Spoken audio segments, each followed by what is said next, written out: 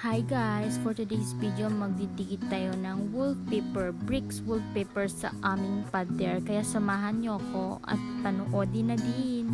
Makikita nyo may mga unang nakakabit na. Nung nakaraang linggo lang yan kinabit ko. Tapos nag-order ako ng panibago para kumpleto na at maayos. Kaya pala walang pintura or hindi pa palitada yung iba dito dahil kapos sa budget. Kaya ayan muna, yung iba sa susunod na tatanggal na lang ulit tapos papalitadahan ulit. Ang nagpalitada pala ay yung papa ko na mabait, masipag, yes.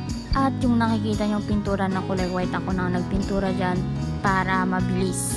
Yung palang wallpaper na yan is super dikit, yung kamay ko ay puro gulo na sa super dikit. Binilisan ko na lang ang video para hindi kayo maumay sa pagdidikit ko. So, tingnan nyo dyan. Malapit na akong matapos. Ang susunod naman yung kabila. Medyo hindi ko na maaabot sa itaas. Kaya mag-uupuan na ako. Pasensya na. Maliit lang kasi ako. Ako ay 4'9" height lang. Yan, konti na lang. 4 na kabit na lang. Makikita nyo. At papakita ko pagkatapos ng video na to. Ito na nga, tapos na. Pinapakita ko ng kabilang side. Ang gagawin naman na natin ay yung kabila naman. Siyempre, para pantay naman sila. Hindi bungi-bungi. At pinas forward ko na, tapos na. Hanggang dyan na lang. Bye-bye!